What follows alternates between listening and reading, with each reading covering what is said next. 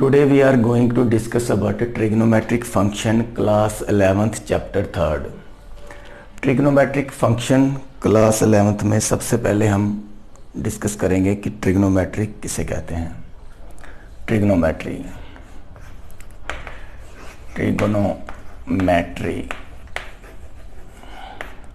Trigonometry क्या होती है? It is the branch of mathematics. It is the branch of mathematics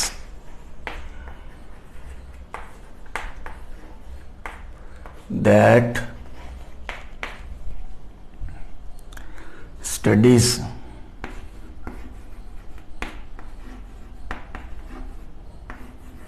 is the relationship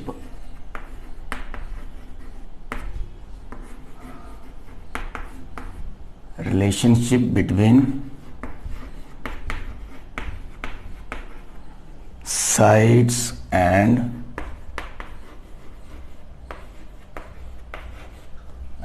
angles of a triangle. Angles of triangle. Trigonometry क्या होती है? It is the branch of mathematics that studies the relationship between sides and angles of A triangle. Suppose करो ये एक triangle है. अगर triangle है तो इसके 3 एंगल्स होंगे और 3 साइड्स होंगी. उन साइड्स और एंगल्स के रिलेशनशिप को ही हम ट्रिग्नोमेट्री बोलते हैं. ये एक मैथमेटिक्स की ब्रांच होती है जहाँ पे स्टडी की जाती है इनके रिलेशनशिप की, साइड्स और एंगल्स के रिलेशनशिप की, उसे बोलते हैं हम ट्रिग्नोमेट्री. तो ये था थोड़ा सा ट्रिग्नोमेट्री के बारे में थोड़ी सी डिस्कस. अब हम डिस्कस करेंगे एंगल्स क्या होते हैं. Angles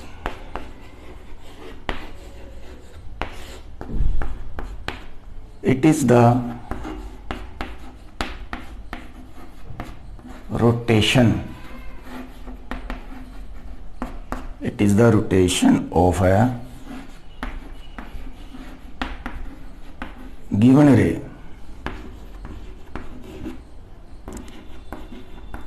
about its initial point. What is the initial position या पॉइंट्स. जैसे इसको हम एक फिगर से समझते हैं. जैसे एक मैंने लाइन ड्रॉ की, ये एक रे है ओ ए. ये एक रे है ओ ए. हमने इसको रोटेट किया. इसको हमने रोटेट किया एंटी क्लॉकवाइज डायरेक्शन. ऐसे रोटेट होके ये आ गई हमारे यहाँ पर ओ बी पर और इसने एंगल बनाया थीटा. ये रोटेट हुई एंटी क्लॉकवाइज डायरेक्शन. अगर एंटी क्लॉकवाइज डायरेक्शन हम रोटेट करते हैं तो एंगल बनाती है पॉजिटिव. यहाँ पर कौन सा एंगल बनेगा? Positive angle. ये होता है पॉजिटिव एंगल अगर एंटी क्लॉकवाइज डायरेक्शन में हम रोटेट करते हैं. तो क्लॉकवाइज डायरेक्शन हमारी ऐसे होती है, ये क्लॉकवाइज डायरेक्शन होती है. तो ये एंटी क्लॉकवाइज डायरेक्शन में रोटेट करेंगे हम इस रे को, तो ये बनाएगा पॉजिटिव एंगल. इस साइड को हम बोलते हैं इनिशियल साइड. Initial side. तो ये वाली साइड होती है हमारी टर्मिनल साइड. ये टर्मिनल साइड होती है और जिस पॉइंट से ये पॉइंट ऑफ कांटेक्ट, ये दोनों रेज एक पॉइंट पर मिल रही हैं, इसे बोलते हैं हम वर्टेक्स. ये होता है वर्टेक्स. सपोज करो यही रे मैं क्लॉकवाइज डायरेक्शन में रोटेट करता हूँ. जैसे ये वाली, ये ओ है ओ ए. इसको मैंने रोटेट किया क्लॉकवाइज डायरेक्शन में ऐसे. ये बी, यहाँ पर एंगल बना थीटा. ये रोटेट हुई हमारी क्लॉकवाइज डायरेक्शन में ऐसे. तो यहाँ पर एंगल बनेगा वो बनेगा नेगेटिव एंगल. क्या बनेगा, नेगेटिव एंगल। यहाँ पर नेगेटिव एंगल बनेगा, यहाँ पर नेगेटिव एंगल बनेगा। तो ये थी हमारी पॉजिटिव एंगल किसे बोलते हैं और नेगेटिव एंगल किसे हम कहते हैं। अगर रोटेशन हमारी क्लॉकवाइज डायरेक्शन में है तो नेगेटिव एंगल बनेगा, अगर एंटी क्लॉकवाइज डायरेक्शन में है तो पॉजिटिव एंगल बनेगा। तो अब हम डिस्कस करेंगे कुछ डिग्रीज के बारे में।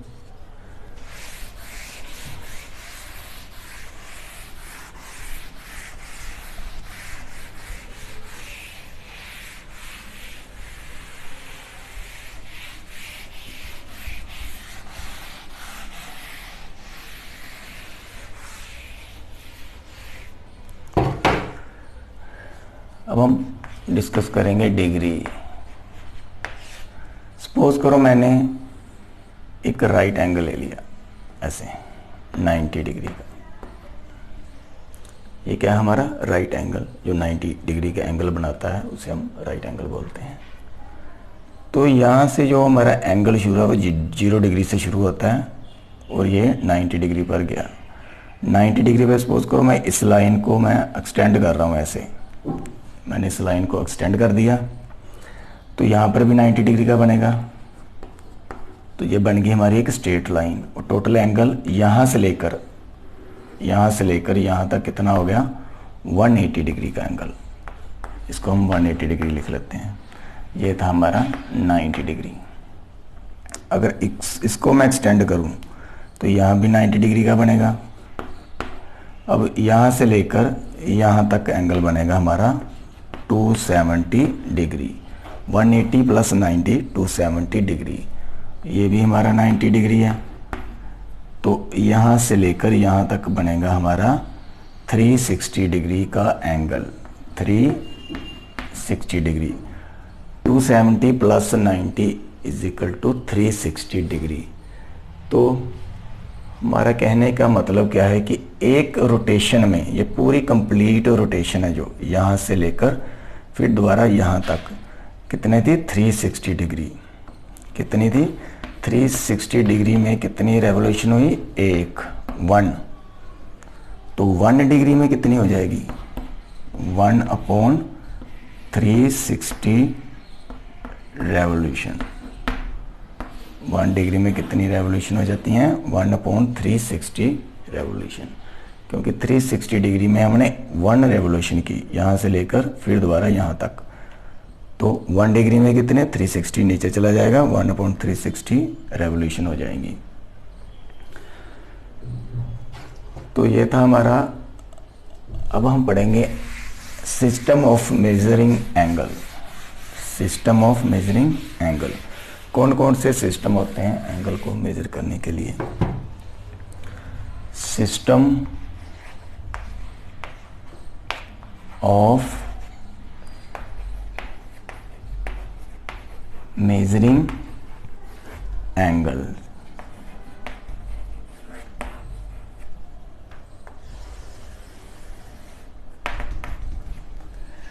हमारे पास 3 सिस्टम होते हैं एंगल को मेजर करने के लिए। कौन कौन से होते हैं, let us discuss that system. First one is English system. English system. Second is French system. French system. Third is circular system.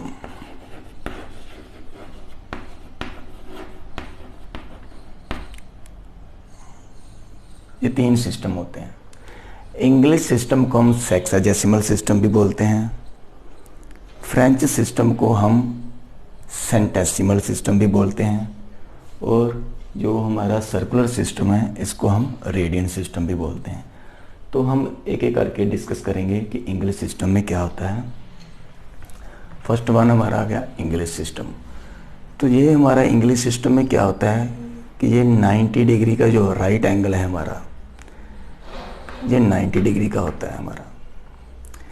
इसके हम 90 इक्वल पार्ट्स करते हैं, यानी कि ये सपोज करो ये 90 डिग्री हमारा वन राइट एंगल बन रहा है, वन राइट एंगल, एक राइट एंगल बन रहा है हमारा 90 डिग्री। तो हमने क्या किया कि ये वाले 90 डिग्री को 90 इक्वल पार्ट्स में डिवाइड कर दिया, 90 इक्वल पार्ट्स में। सपोज करो ऐसे हमने 90 इक्वल पार्ट्स में इसको डिवाइड किया, सो ऑन अप टू 90। तो इसका जो वन पार्ट है जो ये किसके इक्वल होगा, ये होगा 1 डिग्री के इक्वल। किसके इक्वल होगा, 1 डिग्री के इक्वल, 1 डिग्री।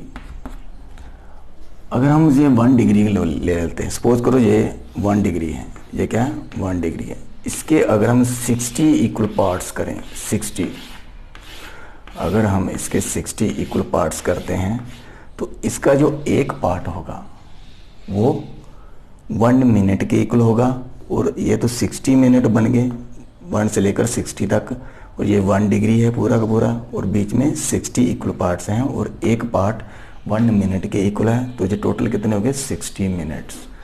तो 1 मिनट को डैश से डिनोट करते हैं, ऐसे डैश से। तो 1 डिग्री 60 मिनट्स में होगी। तो 1 मिनट में कितने सेकंड होते हैं। वैसे ही अगर हम इसको 1 मिनट ले लें तो उसके भी 60 इक्वल पार्ट्स करेंगे, और एक इक्वल पार्ट जो होगा, एक पार्ट वो 1 सेकंड के इक्वल होगा, और पूरा का पूरा 1 मिनट है। तो टोटल कितने हो गए 60 सेकंड। सेकंड को डबल डैश से डिनोट करते हैं। तो ये था हमारा इंग्लिश सिस्टम, इसे हम इंग्लिश सिस्टम बोलते हैं। तो यहाँ से आप वो भी निकाल सकते हो, 1 मिनट में कितने डिग्रीज होते हैं, 1.60 डिग्री होते हैं। जैसे 1 मिनट में कितने डिग्री होते हैं, 1.60 डिग्री होते हैं। ये देखो यहाँ से 1 मिनट निकालो, 1.60 कर लो और 1.60 डिग्री आ जाएंगे 1 मिनट में। तो ये था हमारा इंग्लिश सिस्टम। अब हम डिस्कस करेंगे फ्रेंच सिस्टम।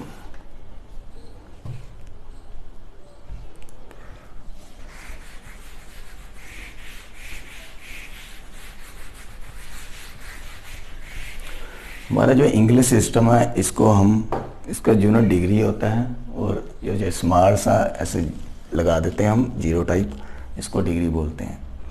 और जो हमारा फ्रेंच सिस्टम है, फ्रेंच सिस्टम में क्या होता है कि 90 डिग्री की जगह हम 100 ग्रेड लेते हैं, 100 ग्रेड। और इसका यूनिट ग्रेड होता है GRADE या स्मॉल GB लगा सकते हैं हम। और इसमें भी सेम वही है कि 100 ग्रेड जो है हमारा, 100 ग्रेड ऐसे GB लगा सकते हो। ये हो गया 1 राइट एंगल के इक्वल, 1 राइट एंगल के इक्वल हो गया। तो 1 ग्रेड किसके इक्वल हो गया, 1 ग्रेड, 1 ग्रेड। यानी कि इसको हमने 100 इक्वल पार्ट्स में डिवाइड किया। अगर 1 ग्रेड ले लें हम, ये सपोज करो 1 ग्रेड है, तो इसके हम 100 इक्वल पार्ट्स करें 1 ग्रेड, तो एक पार्ट हमारा कितने, एक पार्ट जो होगा हमारा मिनट के इक्वल होगा। तो ये टोटल 100, तो ये हमारा 100 मिनट हो जाएगा। तो 1 मिनट हमारा कितने हैं, 100 सेकंड के इक्वल हो जाएगा। इसमें 100 ग्रेड लेते हैं हम फ्रेंच सिस्टम में। तो सेम प्रोसीजर जैसे हमने पहले किया, लेकिन सिर्फ इसमें डिफरेंस क्या है, इसमें 100 ग्रेड लेंगे, उसमें हम 90 डिग्री लेते थे। अब हम डिस्कस करेंगे circular system, very very important.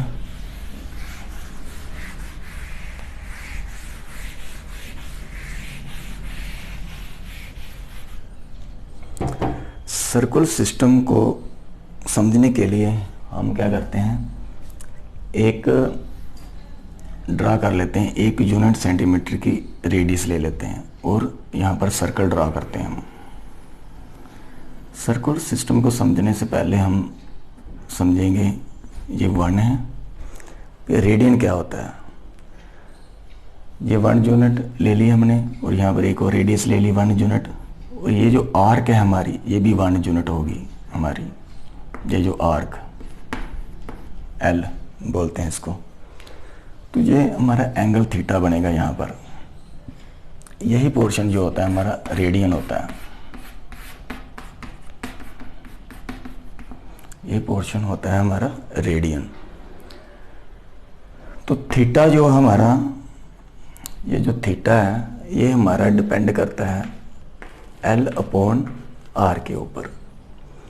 क्यों डिपेंड करता है? क्योंकि थीटा अगर L इंक्रीज होगा तो थीटा भी इंक्रीज होगा, अगर R इंक्रीज होगा तो थीटा डिक्रीज होगा, क्योंकि theta is inversely proportional to R but directly proportional to L। तो ये हमारा L अपॉन R ही हमारा क्या होता है? Radian. Theta equal to L upon R आ गया। तो अब हम अगर सपोज करो मैंने ये वाली रेडियस को रोटेट करता करता मैं यहाँ पर 360 डिग्री तक ले आया, तो ये जो मेरी आर्क है, इस सर्कल की जो आर्क है ये कितनी रोटेट होगी? 360 डिग्री तक चलेगी। तो ये बन जाएगी सर्कमफरेंस ऑफ सर्कल, यानी कि L कन्वर्ट हो जाएगा सर्कमफरेंस ऑफ सर्कल में। और थीटा कितना आ जाएगा हमारा? 360 डिग्री। ये हमारा 360 डिग्री आ गया। और L क्या हो गया हमारा? Circumference of circle. और सर्कमफरेंस ऑफ सर्कल का फार्मूला होता है 2 पाई R, 2 पाई R। और ये नीचे R है, ये R से R कट गया तो 360 डिग्री हमारा आ गया 2 पाई। 360 डिग्री हमारा आ गया 2 पाई। तो यहाँ से आप निकाल सकते हो, अगर आपने ये देखो 360 डिग्री इक्वल टू 2 पाई है हमारा, ठीक है। तो अगर मैं लिख दूँ यहाँ पे 1 डिग्री, 1 डिग्री किसके इक्वल होगा? 2 पाई अपॉन 360। 360 को नीचे ले जाओ, 1 डिग्री निकल जाएगा। 2 1 2, 180 आ गया हमारा। तो 1 डिग्री इक्वल टू आ गया हमारा पाई अपॉन 180 रेडियन। ये आ गया हमारा radian. 1 degree equal to pi upon 180 radian. तो यहाँ से आप रेडियन भी निकाल सकते हो। अगर मैं 1 रेडियन निकालना चाहूँ, 1 रेडियन निकालना चाहूँ तो क्या आ जाएगा? इसकी मल्टीप्लाई इधर करो, पाई नीचे आ जाएगा, यानी कि 180 upon pi degree, 180 upon pi degree. 1 degree हो गया हमारा पाई अपॉन 180 रेडियन, और 1 रेडियन हो गया 180 अपॉन पाई डिग्री। तो ये था हमारा सर्कुलर सिस्टम। सर्कुलर सिस्टम को हम रेडियन सिस्टम भी बोल सकते हैं, रेडियन सिस्टम भी बोलते हैं हम इसको, रेडियन सिस्टम, जो हम इस ट्रिग्नोमेट्रिक फंक्शन क्लास 11th में पढ़ेंगे। अब हम देखो, अगर डिग्री हमारे पास 30 डिग्री दिया हुआ है, इसको रेडियन में कन्वर्ट करना है, तो हम सिंपली क्या करेंगे? 30 मल्टीप्लाई करेंगे डिग्री को रेडियन में कन्वर्ट करने के लिए, पाई अपॉन 180 से मल्टीप्लाई कर देंगे। ये कट गया, 3 1 जा 3, 3 6 18, तो कितना आ गया? Pi upon 6। सिंपली अगर डिग्री को रेडियन में कन्वर्ट करना है तो पाई अपॉन 180 से मल्टीप्लाई कर दो। अगर 45 है तो कैसे कन्वर्ट करेंगे? 45 को मल्टीप्लाई कर दो पाई अपॉन 180 से, तो क्या आ जाएगा? इसको काटो, 9 5 जा 9 2 जा 9 2 जा 180 और 9 5 जा 45, 5 1 जा 5, 5 4 जा 20, पाई अपॉन 4 आ गया। और 60 डिग्री को मल्टीप्लाई कर दो पाई अपॉन 180 के साथ, तो क्या आ जाएगा?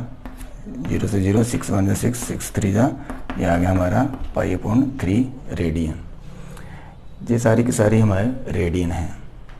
30 ऐसे ही आप 90 डिग्री का निकाल सकते हो। 90 डिग्री का आ जाएगा आपका पाई बाई 2।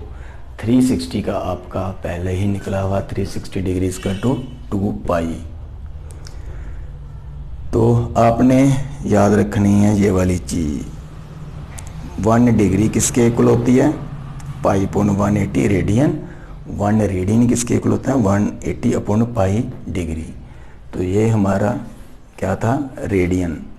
तो रेडियन डिपेंड करता है, हमारा जो एंगल है इसमें वो डिपेंड करता है एल और आर के बीच। एल और आर ये कैसे डिपेंड करता है इसके ऊपर, अगर हम ये वाली चीज़ इंक्रीज़ करते हैं आर्क, जैसे सपोज करो ये ली मैंने इतनी आर्क है, अगर इसको मैं इंक्रीज़ कर देता हूँ, आर को इंक्रीज़ कर देता हूँ तो मेरा एंगल ये बढ़ गया थीटा, पहले इतना था अब इतना बढ़ गया, यानी कि आर्क पे डिपेंड करता है हमारा थीटा। अगर मैं रेडियस की बात करूं तो अगर मैं रेडियस को कम करता हूं, सपोज करो पहले इतनी रेडियस थी, अब मैंने इतनी कर दी रेडियस, इतनी रेडियस, तो आर्क को मैंने उतना ही रहने दिया। इसको दोबारा बनाते हैं, ऐसे था, रेडियस पहले इतनी थी, मैंने रेडियस इतनी कर दी, तो आर्क उतनी की उतनी रही। तो ये एंगल, अगर रेडियस ज़्यादा होगी तो थीटा कम हो जाएगा, अगर रेडियस कम है तो थीटा ज़्यादा हो जाएगा, अगर रेडियस ज़्यादा है तो थीटा कम हो जाएगा। तो ये हमारा डिपेंड करता है थीटा एल अपॉन आर के ऊपर, ये रेडियन होती है। तो आई होप आप लोगों को ये समझ आया होगा। अगर समझ आ गया तो प्लीज़ सब्सक्राइब कर देना मेरा चैनल। नेक्स्ट हम करेंगे एक्सरसाइज, इंट्रोडक्शन में बस इतना ही था, नेक्स्ट हम एक्सरसाइज करेंगे। Thank you.